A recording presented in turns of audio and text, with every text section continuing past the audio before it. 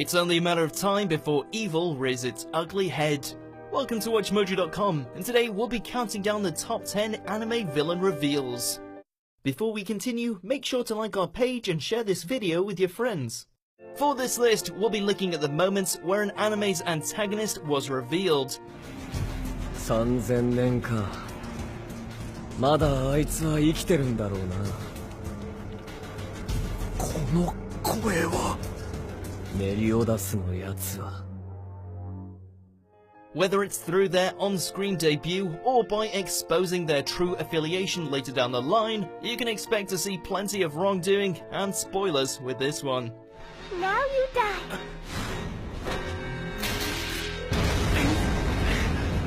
Ow, that hurt!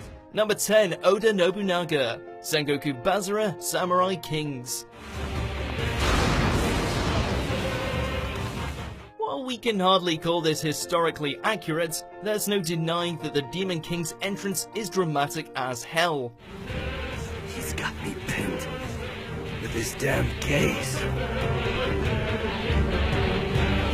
Atop a mountain and surrounded by his armies, Nobunaga's presence is apparently so fearsome that it comes with its own hellish-looking thunderstorm. Freezing the normally carefree Masamune with just a look, he proceeds to simply stare down his enemies, blow off some guy's head with a shotgun, and walk away like it's another day at the office. Well, at least that sets a tone for the rest of the series. Devil King of the Sixth Heaven, Oda Nobunaga. Number 9, Moeka Kiryu, Steins Gate.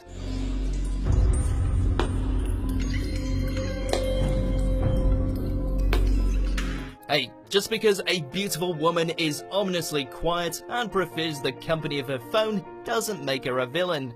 Wait, you? You? Your time machine is now the property of CERN. Hold on. You wanna know what does? When she storms the residence of our favorite mad scientist, takes everyone hostage, and then puts a bullet between Mayuri's eyes.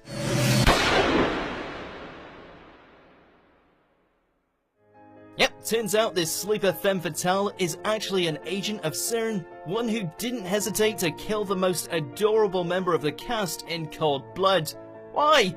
Why did it have to be Mayuri? What the hell is this? Number 8, Annie Leonhardt, Attack on Titan. What's the point? Huh? I think if a do-gooder like you was actually put in charge of this regiment, you'd quickly find yourself working alone. When we're first introduced to this ruthlessly effective adolescent, she seems pretty much single-minded in her drive to avoid getting killed, leaving the rest of her friends for a place behind the safety of the walls. At least until it turned out that she and the female Titan were one and the same. It seems that for whatever reason, this place has been completely deserted. As both monster and human, Annie had managed to pretty much wreck everyone's shit and slip under the radar with minimal effort, at least until she was finally cornered. But I'm going to gamble too, and here's my wager! Of course, that just led to the horrifying sight of her cracking a smile as she triggered her last transformation and unleashed some fresh hell. Her name is Annie Leonhardt. Number 7, Goku Black, Dragon Ball Super.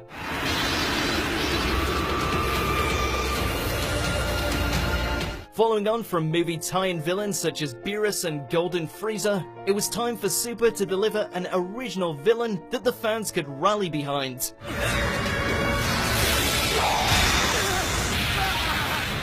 Even before his big reveal, this mysterious entity already made a great impression by hunting down future Trunks, decimating the landscape in the process.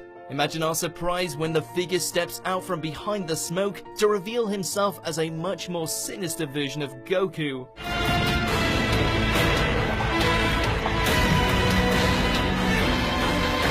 Even if we had no idea it was really Zamasu pulling the strings, to see our Saiyan protagonist presented as a villain certainly sent the fandom into a tailspin.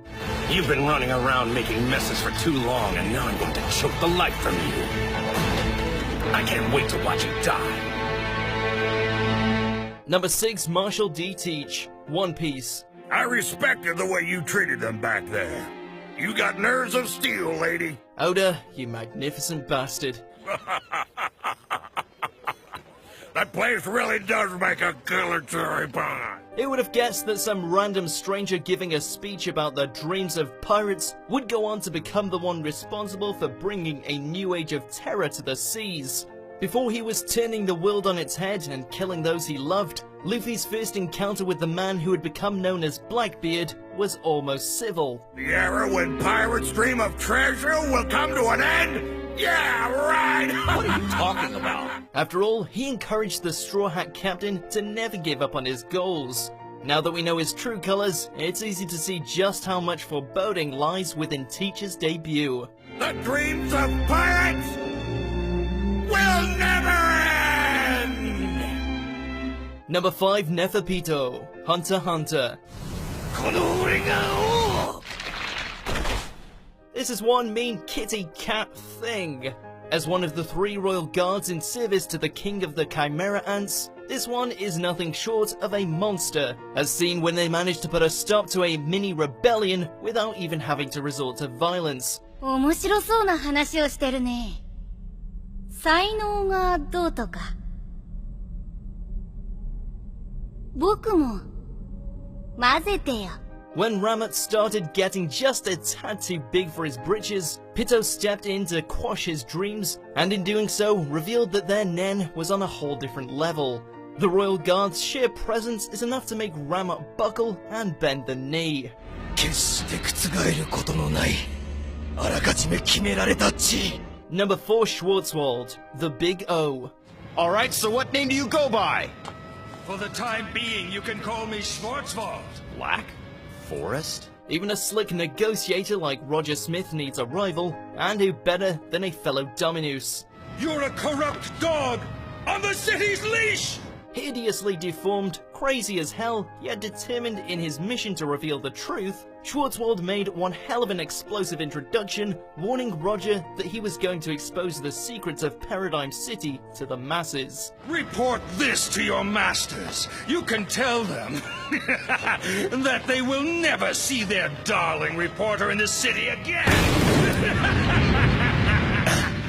With his cryptic words and haunting figure, Schwarzwald's first appearance raised further questions as to who the real villains were, all the while promising a violent confrontation with the negotiator. And this was all before he brought out Big Duo.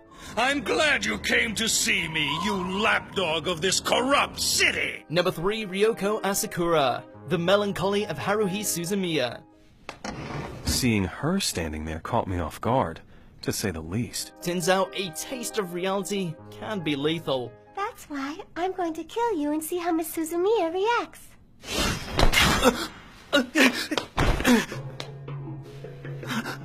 What the hell? Is she serious? Despite his cynicism refusing him to believe the concept that some of his classmates were time travelers, espers, and a literal god, Kyon finds himself rudely awoken to the possibility when the happy-go-lucky class president turns out to be such a creature, and then comes at him with a knife.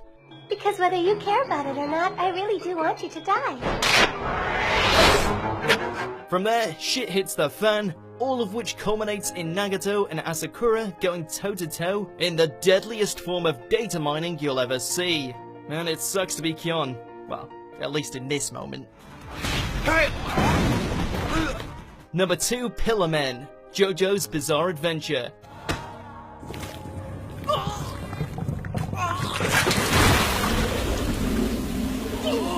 It's not every day you see a barely clothed, over-muscular, Aztec-themed pseudo-vampire emerge from a stone carving, but then again, this is JoJo we're talking about.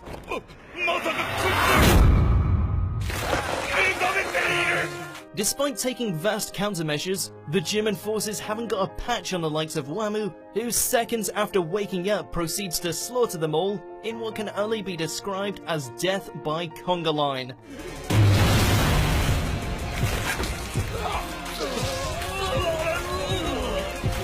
After awakening his masters, the fearsome trio leave their mark by flaunting their stuff.